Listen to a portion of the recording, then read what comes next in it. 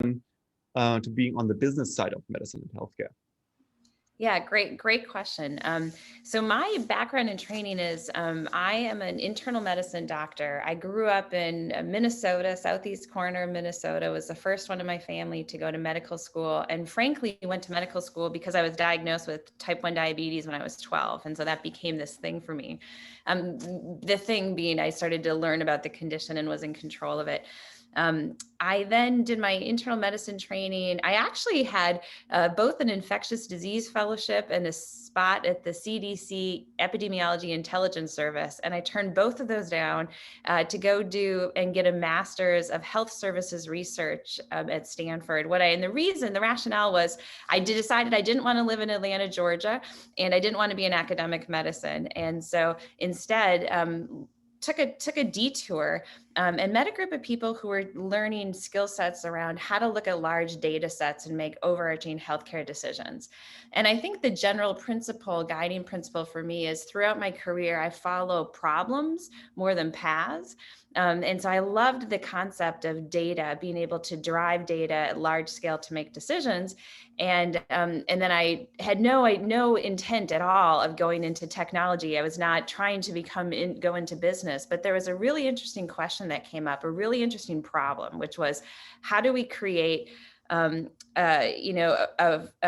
how do we create transparency in healthcare and truly start to democratize the data? And that was at the time was a company called Castlight Health. How do we create a free market in healthcare where there isn't a free market today in the United States in healthcare?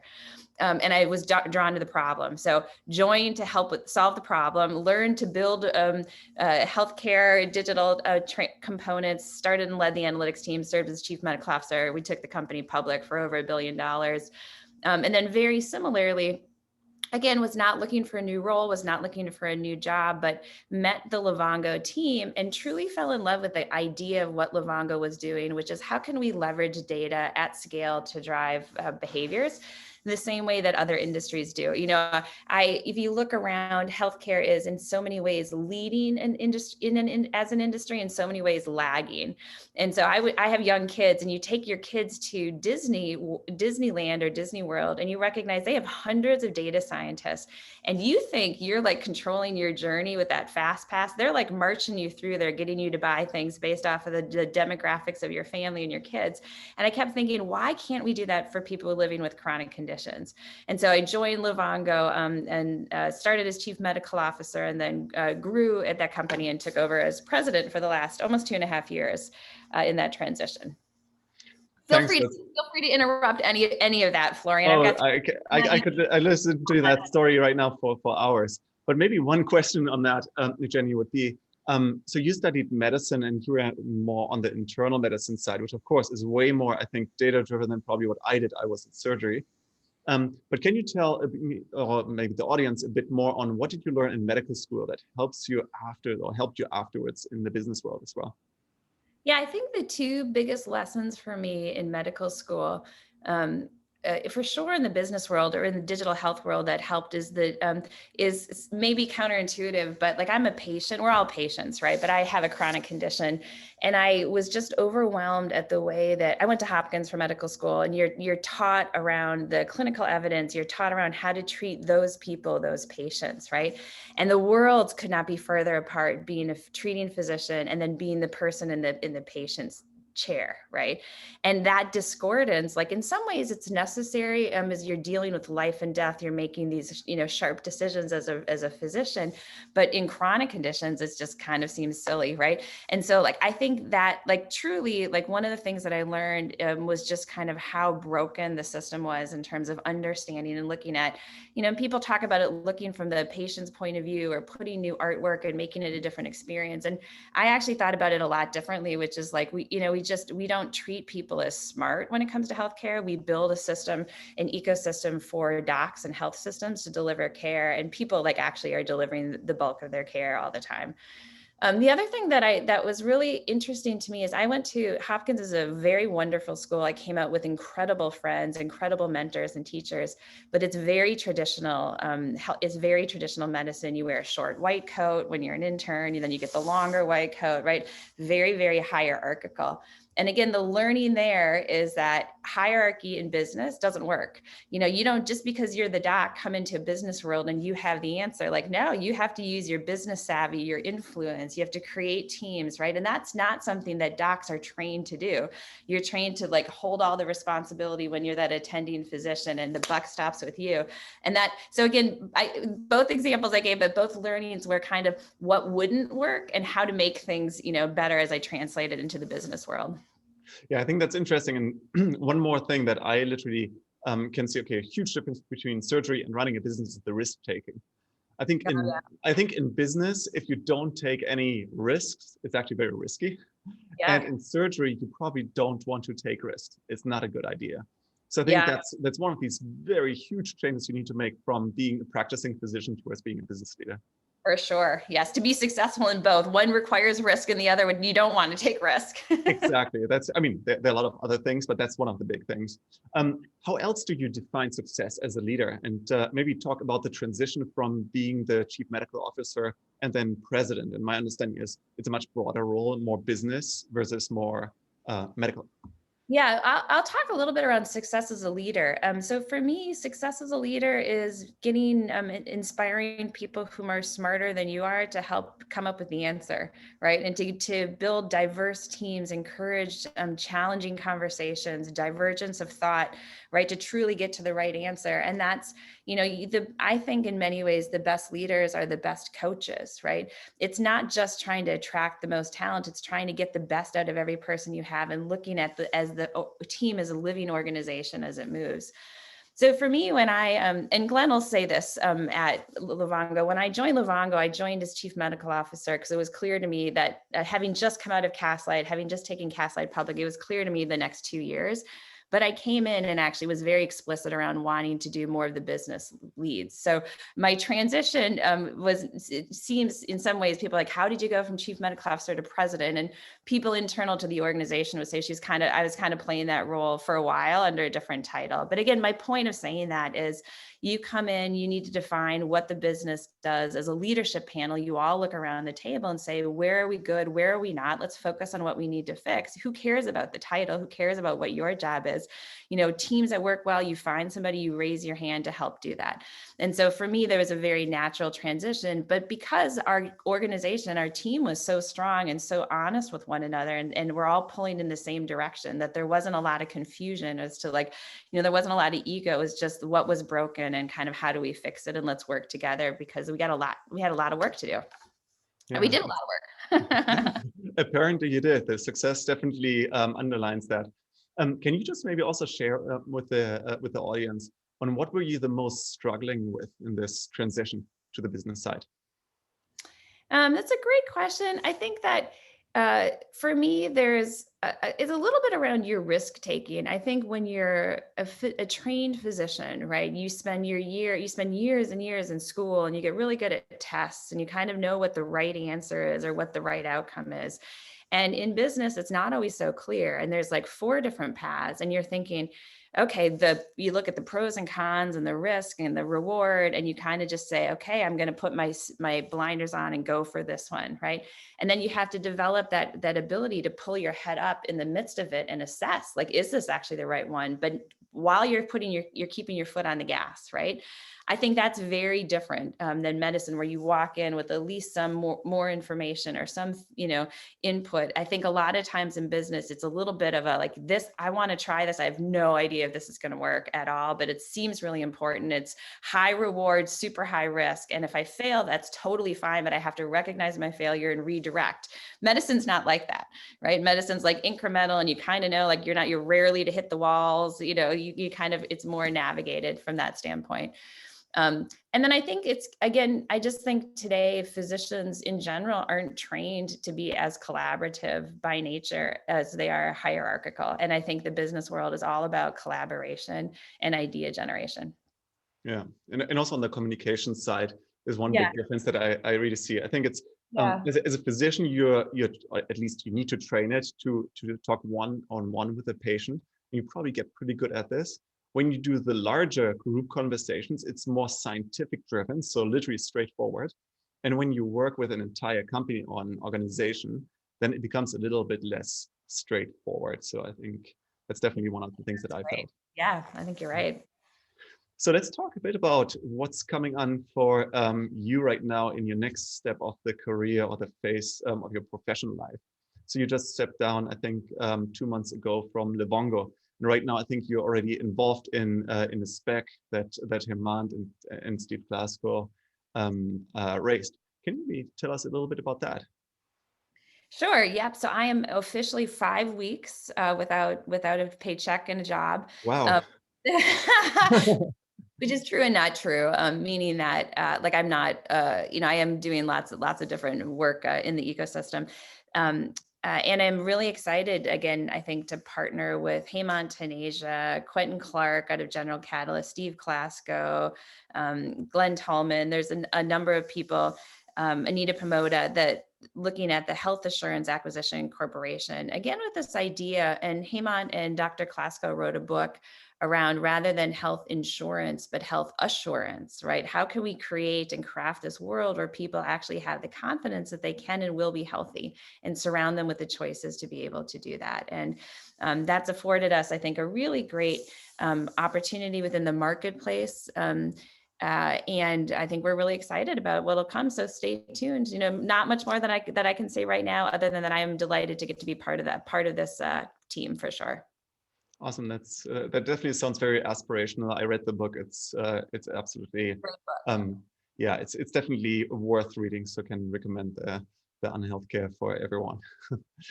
So can we also talk a bit more about Livongo? Of course, that was a big part of your career in the past, and I think the chronic condition management programs are designed for fit and easily and meaningfully into the people's life, delivering health improvements at a lower cost. So how does your experience as a physician and experience with a chronic condition, because you mentioned that you have type 1 diabetes, impacted the role at Livongo?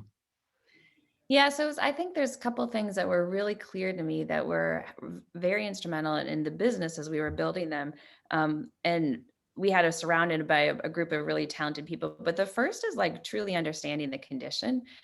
So we used to joke with our HR leader, we had a disproportionately high spend on our own employee health because we hired and attracted a lot of people with diabetes and a lot of people with hypertension. And that's actually a really great thing, because at the end of the day, what you're doing is you deeply have to understand what that experience is. And we were a B2B company, but we were a B2B2C. And so we focused obsessively on the C and making sure that the experience was one that actually delivered value to the end user. I think the other thing that people, I don't know that everybody fully appreciates the rigor by which we built our products, is that we wanted to bring to market products that delivered a very hard and clear financial return on investment. That wasn't accidental. So we designed, we modeled, we chose conditions, we did modeling efforts, we developed and set the price point, we developed a product to cost X amount to deliver Y amount. And we did that for all of our products. And I think that's a really key component to why, not that we would win contracts, but why we would have 96% renewal across thousands of our clients, right? Because we were very able and capable of delivering a very hard financial return on investment. I think that's fantastic when the entire company is really motivated by a vision. And of course, if they experience this problem on their own, I don't want to say it's great to have a disease, but of course it's great at least to take action and to be mission oriented against something. So I think if we're looking around here at Cedar, there are a lot of people suffered from healthcare billing. And that's the reason why, of course, people got motivated to it. Can you also share a bit more? I think the technology for managing these chronic health conditions has changed over the last 5 years, where you have been with Livongo. Can you talk a bit more about the outcomes? You talked about the 96% renewal rate, but maybe a bit more about the patients. Really, maybe share some stories that people are excited to hear. Yeah, so again, I'm going to maybe just start hierarchy, and then you tell me if I go off the rails and bring me back to, so make sure I No answer. worries. Okay. But really, three key components for us is, one, we wanted to create a better experience for people living with chronic conditions. We wanted to improve clinical outcomes and publish those so that it was like very well documented and known. And then the third is save money. And so those were three components that we focused on obsessively and consistently. Technology in diabetes, I'll just stay with diabetes for a second, has absolutely evolved. It's evolved since I've had diabetes over 30 plus years, and it continues to evolve. Medications evolve. There's new, there's the closed loop insulin pump system for people living with type 1 diabetes, kind of artificial pancreas, right? Acts like your body is normal. So there's a number of different technology advances. What I would say is that technology is only as good as the overarching as the overarching experience. And so if one is to anchor on the technology, you kind of miss the whole point. A great example is continuous glucose monitors. I've used a continuous glucose monitor since they were invented. However, they're just like, they just collect data. Like, it doesn't solve the problem, right? So it's a step forward in advance, but unless you've created an ecosystem where you can allow people, nudge people, remind people, encourage people to make those choices, which is how health is driven in people living with chronic conditions. It's a million different choices that you make over the course of the day. It's not the one thing you do, right? And so it's like, you need to be able to deliver an experience in a system that fits not into your life, Florian, but into my life, into Bethany. And we all have different tastes, live in different places, have different family ecosystems. And so you have to be able to hyper personalize this. And I think truly create it in a way that does not judge people. I think that, and we talked about this a lot at Livongo, that words really matter. You go to medical school and you sit in the class, and I skipped the week at Hopkins when they talked about the quote unquote diabetic complications from the non-compliant diabetic. Because that's me. They're like, kind of like, it's this thing, it's not a person. They would talk about the diabetic. And I'm like, but I have diabetes. I'm not a diabetic. I'm a medical school trainee. I'm a friend. I'm an athlete. Like, this is not the only thing I am. Right. And so it's like, you have to create a world of, empathy and understanding, and you choose the word. So, we say, you would, everybody who was at Livongo has been corrected. We do not use the word diabetic. We would use the word person with diabetes, because it's a person. They just happen to have a condition, but they are a person first and foremost. And so I think kind of driving through those principles really allowed us to create a better experience that delivered. And we have publications in all the 4 services or solutions that we brought to market: better clinical outcomes, and then document cost savings. Yeah, I think it's fascinating. I mean, we all, probably also you, while you were at medical school, learned about personalized medicine. And I think the real personalized medicine can come through technology. So it's totally fascinating, because 20, 30 years ago, it didn't really happen. So I think that's fascinating. Would love to learn a bit more about what happened then to Livongo. Everybody, of course, knows that the merger with Teladoc happened a few months ago, and then I think got finalized in October, also when you announced your transition out. Can you just share with everyone a bit more on how this journey was? Of course, a wild ride during this year. Yeah, I think that, so the long and short of it, we stayed focused on our mission, and our mission was to empower people with chronic conditions to live better and healthier lives. We made a very clear and distinct bet on the individual person rather than on the healthcare ecosystem. Now, that may not seem as controversial now, 5 years out from where we started, but it was pretty controversial when we started. Think about like the other industries. The other industries had done this. Google made a bet that we could all look up content, and rather than have to go to the library and ask the librarian to pull a Britannica encyclopedia, they actually flipped it, and now you can get content anywhere. Travel agents, who sees a travel agent anymore? No, you just go on and you are in control of that experience. They flip the computer screen around. We made the same bet with people with chronic conditions. We said, hey, look, if we get your data back to you with insights and nudges, we think you're going to make better choices. We're not going to focus on the doc. Now that said, we also were very wise that the healthcare ecosystem is more than just the individual person, and had clear recognition that we needed to work our way back into the healthcare ecosystem. We intentionally started from the outside and worked our way back in. So the merger and combination with Teladoc was a logical next step for us, and that we wanted to connect better to prescribing powers, so that we could leverage the data infrastructure and underlying infrastructure to be able to highlight those components to get people the care that they needed, including and not excluding prescribing powers above and beyond kind of what we were able to deliver outside the healthcare ecosystem. Yeah, it's fantastic. And we, of course, I think as consumers, we hope that the company or the combined company right now would thrive and have much more impact on millions of lives. Yeah. One question comes here from the audience, and I might ask you that question right now because I think it's very timely. Is what advice would you give for healthcare startups with a meaningful mission but a less clear ROI model than one such as Livongo? I'm probably a little old school on this, having taken out both or gone public with both Castlight and Livongo, and that one of the great components about where we all are in the healthcare ecosystem is we will be held to different standards than some of the incumbents, meaning we will have to have clearly evidenced value. And so, and I think that it's really hard to have an argument around value when you show very clear financial return on investment, hard dollar savings. Now, I will tell you that that's not the most popular opinion for most people. I fought long and hard around productivity metrics. We never reported productivity metrics at Livongo because we had hard financial dollars. And I thought productivity metrics you could quibble about, hard dollars you can't. When you go at financial risk, people are willing to kind of go there with you. So you have to be able to in some way articulate what is the value that you're bringing and how does it tie to an improved outcome, better experience, and savings. The good and bad news for all of us in the healthcare ecosystem is there's an inordinate amount of waste. That's the bad news. The good news is that's a massive business opportunity, right? So there's lots of ways to get to that, but I would stay focused not only on the mission, but actually on driving and delivering true value. You know, I would say to our team all the time, we had a very, very talented sales team, like an incredibly strong, and they could sell anything to anybody. That was not the hard part. The hard part was like, unless you had documented value, it was really hard to renew.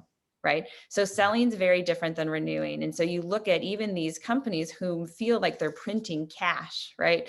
They have CFOs and they're held to a bottom line. And so the more that you can show some real true value in the ecosystem that's measurable, I think you're in a better position. It doesn't mean you can't have a business. It just means it's a lot easier to continue to keep those clients. Yeah, and we see that as well. So financial ROI is, of course, always the easiest. There are some factors that are a bit more intangible, but also still I would consider clearly impactful. Like, yeah, in general, patient satisfaction is important. And you can, of course, make a math on it and say this equals to XYZ retention and so on. But it is extremely important to measure those things and share that. So I'd like to go a little bit earlier right now in the stage, and I think it was around 18 months ago when you went public. Can you just share with the audience how this process looks like? What changed for the company? Was there anything that you think was great on this moment? Do you think there was anything that hindered you to the growth that you could have done as a private company? Yeah, both great questions. And so I would say that going public is a branding event and a fundraising event. And I think the third is it allows you to play in a totally different league. So when you're looking at clients whom are also publicly traded, when you're publicly traded, you're held to certain rules and regulations that you're not held to when you're privately traded. So it gives other companies a vote of confidence and understanding there. The process itself, for those who have not been through it, it is exhausting and grueling and totally distracting from the core business. I felt very fortunate and super fun. I felt very fortunate to be on a team, executive leadership team of people, and we were able to run the business, grow the business, and successfully do an IPO without missing a beat. But that takes a lot of discipline. It takes a lot of self-confidence around individual players across the ecosystem to continue doing what they're doing. The other thing that we did prior to going public, and this was, I think, really important, and I think will become increasingly important as digital health gets flooded, is we identified and articulated a brand new category. And so what does that mean? It means, like we didn't go public as another digital health diabetes company. We were different. We believe and still believe that we were better, not because we were better in comparison, but because we were different. Like we were doing something different. So we spent a lot of time talking about the focus on the individual person, not the healthcare healthcare ecosystem. The underlying data platform, which was absolutely key to allow us to put anything on top of it to drive and be successful. And those were very key investments. And we really built an articulation strategy around what is that category of what we're offering and bringing to the market, and that our solution was very different. And that's, I think, if you look at the science, and there's a really great book called Play Bigger from the Play Bigger team. If you look at the science around category leaders, you think about ride shares, right? Who's the category leader? Uber, right? They identified the category. No matter what happens, there will be other people in the category, but category leaders take the massive amount of market share. So as you're building businesses, I think it's really important to describe and articulate what you're doing different, not better. Really key component. I feel like there's another part to the question that I completely forgot what it was. So feel free to jump in and re-ask or redirect. No, it's exactly that. So what are the things that you think were great at going public, and what are the things that you think hindered you in the growth, and you think you would have been better off being a private company? I think we were better off going public for sure. I think the timing was right. I think, we were prescient in terms of like our business model was accelerated in terms of the remote monitoring. That's frankly just luck. But I think going public, it's a big task, right? There's a lot more back office. We had our CFO, Lee Shapiro, who's a magic worker, and just, made sure that we were completely buttoned up. I think it becomes a lot harder to pivot your business model, not launch new products, but pivot your business model. And, we had increasingly taken more financial risk throughout that process, but I think there was a time where we may have been able to actually completely flip that and accelerated the sales. That becomes harder to do once you're public because you establish a certain revenue stream and business model. But really, more than anything, I think we did a nice job with a seasoned executive team, all of whom had taken multiple companies public before, to not take your eye off the ball. It is not an end, like it's not a finish line. It's just the start of a whole new elevated game, right? And to allow and ensure that and be confident about that with your employees. We'd say all the time, you are not your stock price, good or bad. Look in the mirror, you are not your stock price. Like, you came to this company, this is our mission, this is why we're here. And that takes a lot of work, but that's the job of leaders, is to create that culture to continue to motivate employees. Yeah, thank you for sharing that.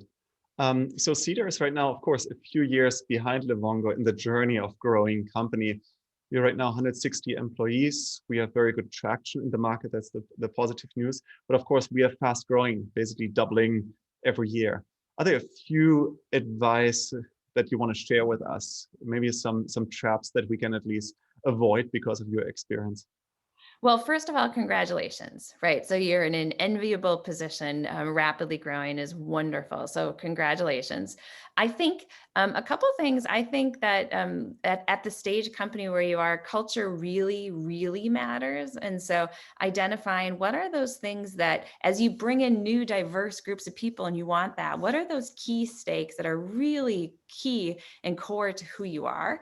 And as an organization, I think identifying those, like being really explicit about those, calling those out, making sure people know what those are is really critical, so that at the end of the day, as this company grows, super quickly, you look around and you're still super excited to work there because you love the people, right? At the end of the day, it's a mission and who we're working with that really brings joy into that environment. And so I think that's it. I think, being, my philosophy was always over communicate, right? It doesn't do anybody any good to have any secrets. There's no power in decision-making in any of that. You need lots of opinions at the table. You need to create an open dialogue, and culture trumps strategy every day of the week. So it's like, so focus on the people, right? And create a business you're going to be proud of, as you're growing. And it is hard that we started growing during the pandemic before we entered into the merger discussions, and Zane Burke, our CEO, and I would look at each other and I'd say, Zane, are we going to know and like the people we're hiring when we get to go back to the office, right? Because we have, so it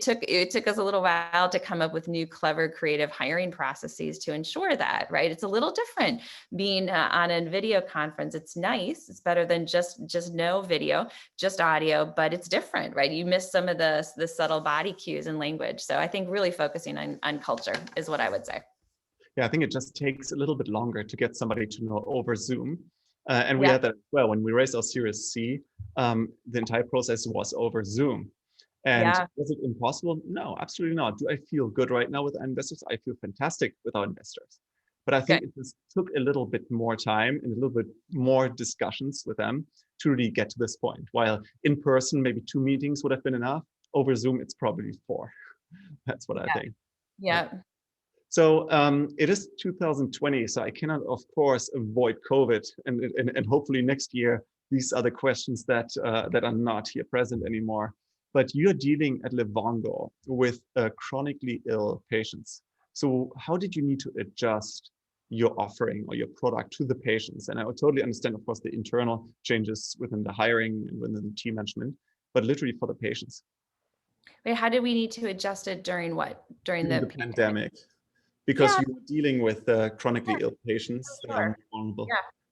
Yep. And so I think again, the beauty of what we had already developed was how to get people with diabetes and hypertension, who were overweight through being ill. Like we had developed care pathways and modules and coaching sessions. And that's a lot of, frankly, like if you are infected with COVID and you have diabetes, you're kind of dealing with sick care as well as you can. And with some constant reminders around fluid and rest and blood glucose control.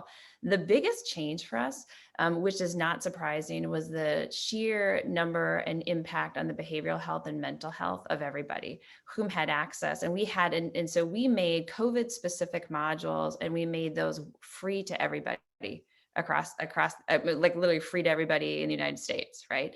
And we did that. And those modules were things like, what is it like to work from home? What is it like to be in a smaller, tighter community? What is it like, the coping strategies of having to teach your children, right? So there's a number of things that we've all had to adjust to. Some were great and some were really hard, and there's coping mechanisms and dialogues around all of those. So our team got to work with the lead at that time, Dr. Julia Hoffman. She sent an email shortly after the shutdown in California. Is like, hey, let's do this. And we're like, yes, that's absolutely. And the number of utilization numbers for our behavioral health product just skyrocketed, meaning there's a clear need, and that will continue to trail for an incredibly long time, is what I believe. Yeah, I totally agree with that. What do you think right now, post-COVID? What are parts of the healthcare that do you think will be back to business as usual?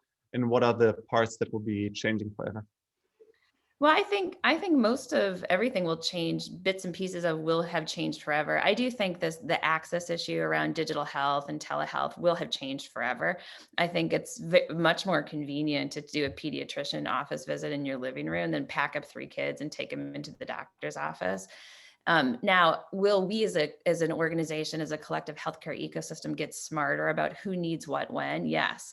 Will physical medicine, clinics ever go away? No, no way. But will we get smarter about how to get people in those? And will we get better at allowing people to practice to the top of their licensure, understanding that we're short on physicians across the board writ large? So why do we have people like you, Florian, highly trained, doing, the lot of the physician's job is paperwork, right? And so like there's a delta to be able to allow people to practice at the top of their license. At the same time, there's a delta to understand individual people and drive them to the type of care that they need.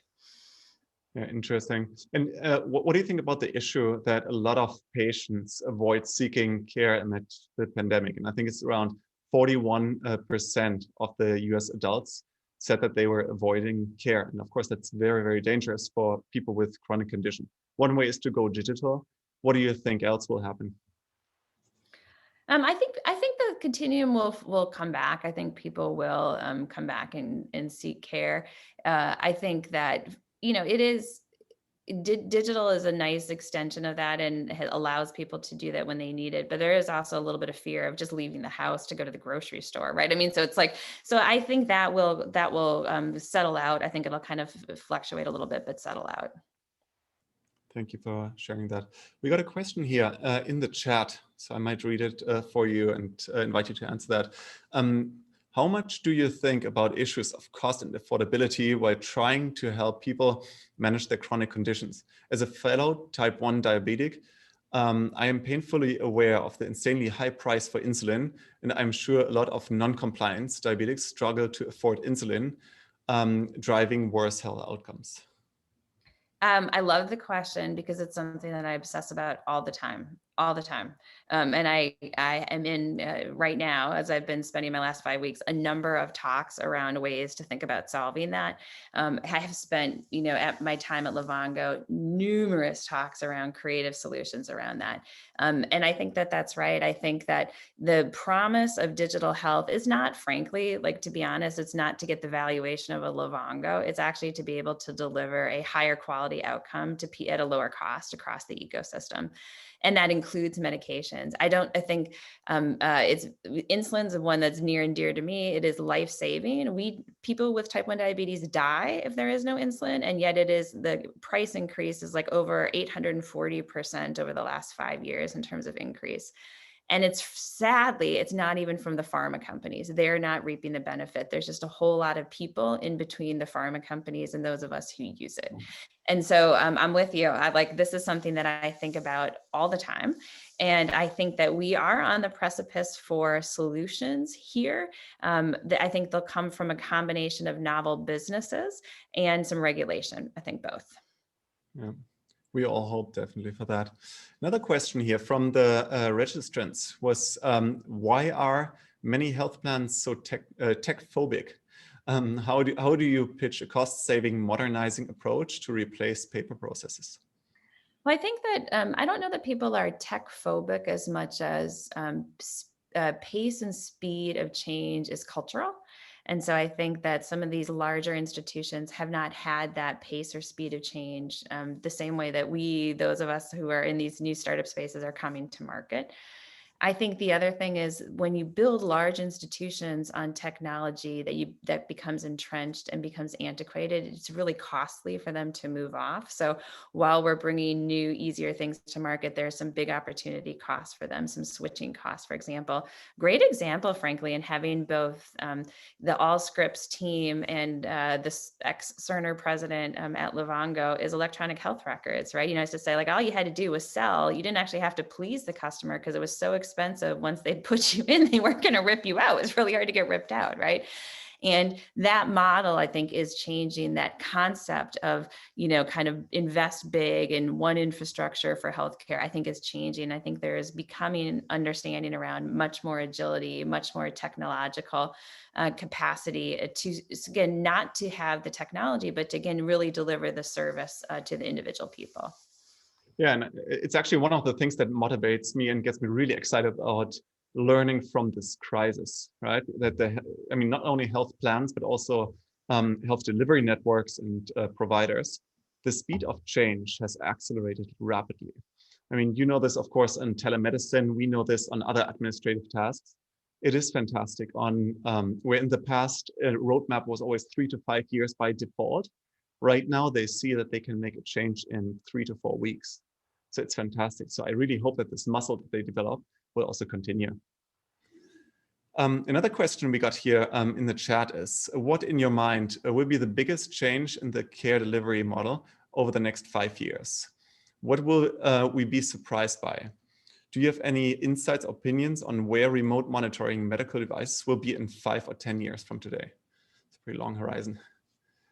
Yeah, 5 to 10 years, I think. 5 to 10 years, I don't know, right? I think I can see 1 to 3 years. And I think that the progress that we've made, the collective we that we've made in this ability to not just monitor people, but deliver services that are actually helpful to people off of those monitorings is huge. And I think that those will continue to advance. They'll be more spread across more conditions. They'll become more deeply personalized. They'll become more efficient so that we can deliver a better experience at a lower cost, which is ultimately the goal.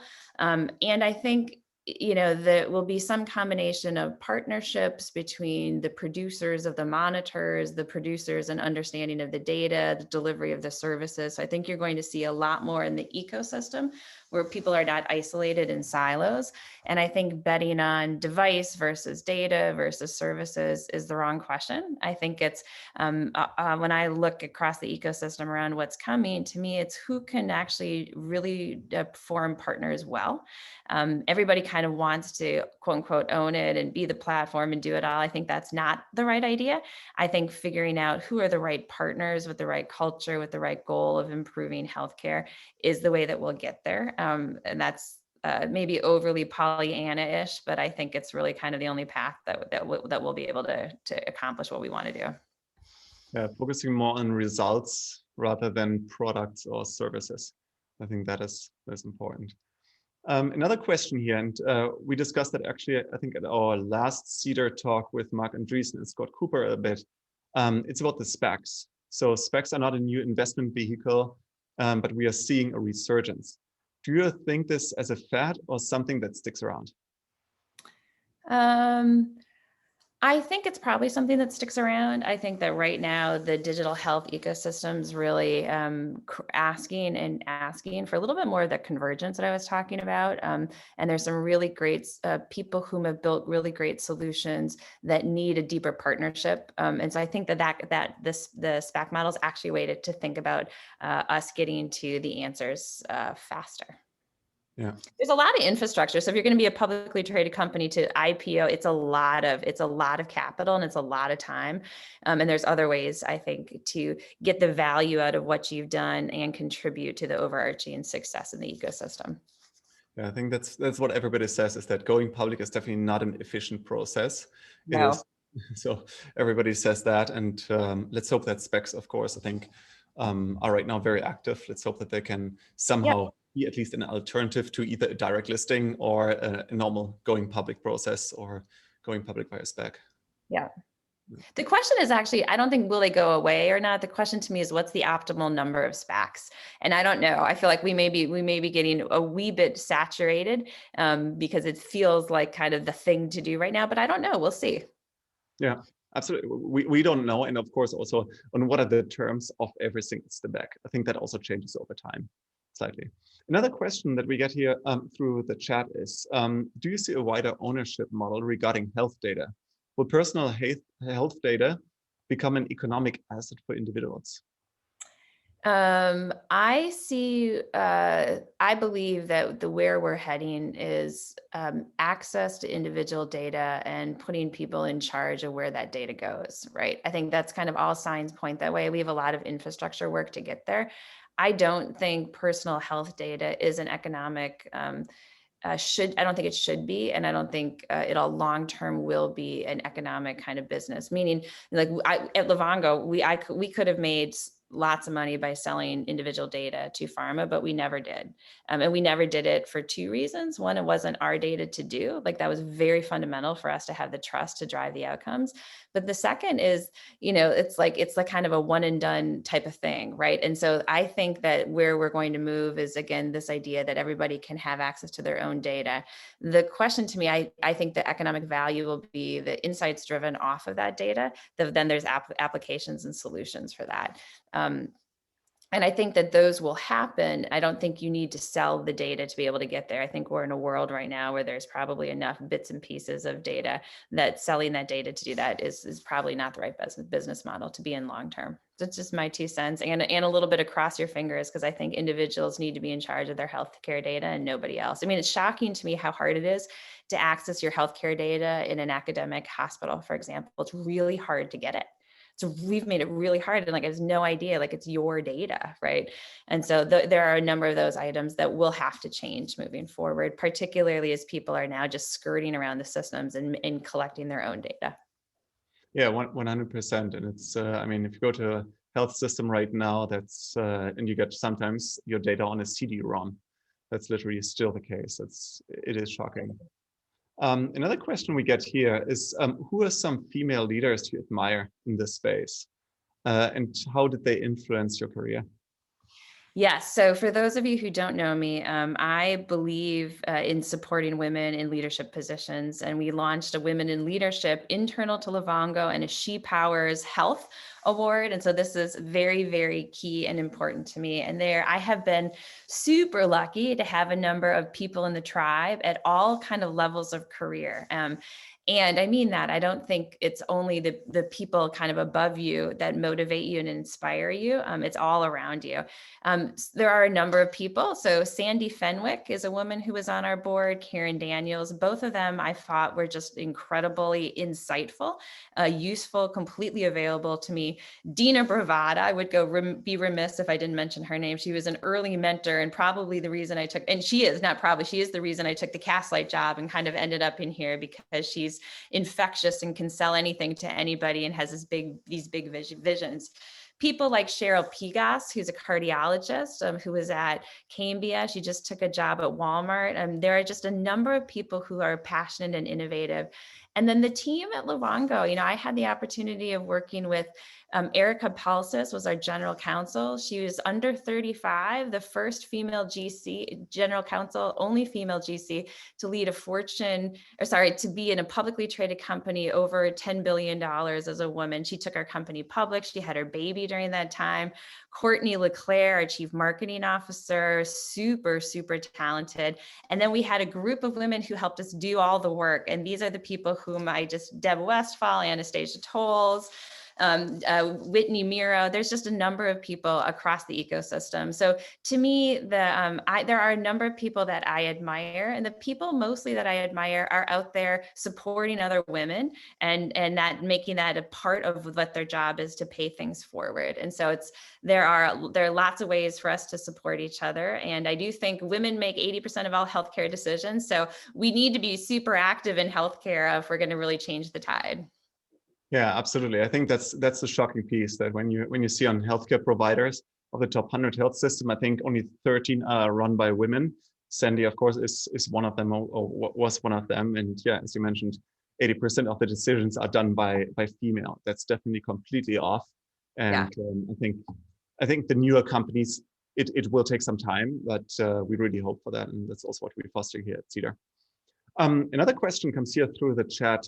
As a healthcare professional myself, who has started to bridge my way into the business world, what types of roles and positions within health tech companies do you think would be best suited to enter the space and be able to bring my healthcare background into the space? It's a great question. And I always ask people with this, are you more of a builder, or are you more of like a public speaker kind of sales, or are you more of a thinker? And the reason I say that is builder, like there's lots of product, there's lots of services components that you can help influence, kind of public external speaker, that's their sales, there's client. And then a thinker, there's a lot more business development and strategy roles. And so like you have to know yourself. It's not just because I'm a healthcare professional, I therefore am helpful at a healthcare company. You have to say, I have this lens and I'd like to do this. We had somebody who was trained as a pharmacist who led our client relationships, because the biggest client relationships were with PBMs. And so there's a lot of different ways to think through what is it that you're bringing to the table, but also double clicking on what your strengths are, and don't shy away from what your strengths are. We all have them. They're very different. They're all valuable in the team. So just know what those are and continue to pursue that. Thank you for sharing that. Okay, a little bit different question right now, and I'm not sure how well you know about that, but how do you see telemedicine and remote monitoring evolving in Africa? It's a great question. I think the great things about developing countries, and the continent of Africa has a number of developing countries within it, is that cell phone usage is super prevalent. And so it is a great form of communication. I think, Florian, you said it earlier, communication is really key to how we're going to solve this healthcare ecosystem. And because cell phones are prevalent, it's in many ways a great vehicle. And so drones, I was on with another company that's doing some of these drone deliveries in rural areas. That's going to be super interesting to watch. So I think cell phones will accelerate the adoption of healthcare standards, as healthcare standards become less brick and mortar in these places where there's not the resources or the existing infrastructure to do brick and mortar. Interesting, yeah. Okay, another question here.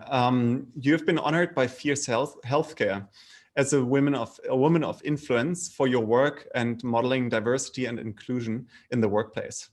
How did you think about establishing a positive and inclusive culture at Livongo, and what are you the most proud of? You talked a bit about the women in leadership, but there's probably more than that. Yeah, I just, we did something really special at Livongo, and we did it because it's who we are. And we recognize, again, Florian asked a great question, which is, what is the key characteristic of being a leader? And the key characteristic is not doing everything yourself. It's being able to motivate other people to do their best work. We can all of us can only do our best work if we can show up with our true self. And so our true self, gender is an obvious one, but there's a lot of other true selves, religious preferences, sexual preferences, ethnic preferences. And we need to be able to work in an environment that allows us to frankly just be who we are and do our best work. And so that was, and the other thing is we're talking about health here, and disease and conditions and health impact everybody.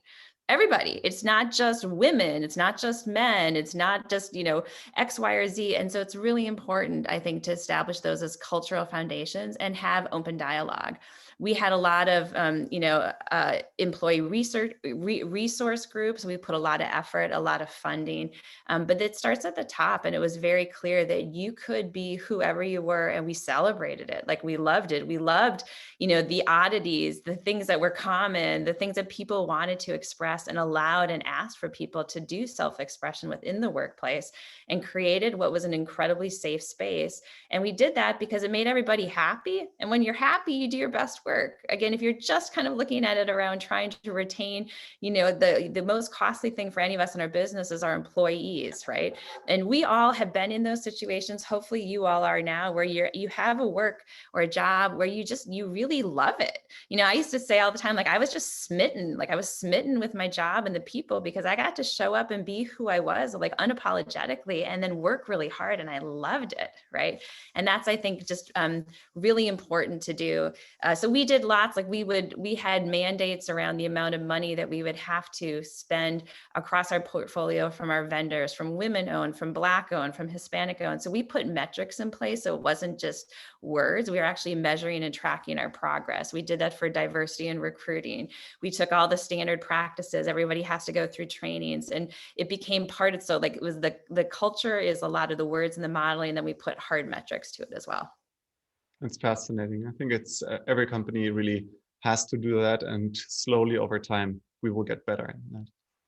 Yeah. And the other thing I would say is, and this was, our board will tell you this, like, I pushed for this very, very early on. And they're like, you're kind of using our money. You don't even have a product. You don't even have revenue. And I was like, but if we don't do it now, we won't do it. And so these things around, like, do the right thing, do it, and do it soon. Don't wait. There's no points for waiting to do the right thing. It doesn't help in the long run. The more you focus on that out the gate, the more success you'll have.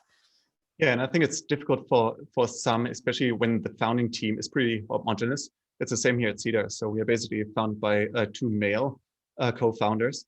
It took us literally, I think, until we had 55 people, that we had a 50-50 split of employees, of male and female. And it took us around 3 years or so, where my direct management team was majority right now female. So 3 female and 2 male, and it literally took more than 3 years. So those are things that don't go over time, but don't miss the train. I think that's very important. Maybe the very last question here, also from the audience, is how do you value hard financials for intervention that are predicated on avoided events and therefore avoided cost, which most population health chronic tools are predicated on? Yeah, so I think the answer here is simple. Like, I think you just look at math. You look at medical and pharmacy claims over a certain period. You adjust for inflation. Look at age cohort match. So look at medical and pharmacy claims after. Like, I think it's just a math equation. I think you can model, hey, you're likely to save because you're likely to miss 4 ER visits. That's a model. And then when you actually go to prove it, I think you just look at do the math and the numbers. Yeah. Thank you so much. That was extremely insightful. Really, everybody enjoyed it. And congratulations to all your success. And thank you so much for all of the service that you have been doing for your patients and, of course, for digital health. Thanks a lot. Thank you. I love getting to have a chance to speak with you. So thank you, Florian. Congratulations to you and to the team. Thanks for the opportunity. Thank you, Jenny.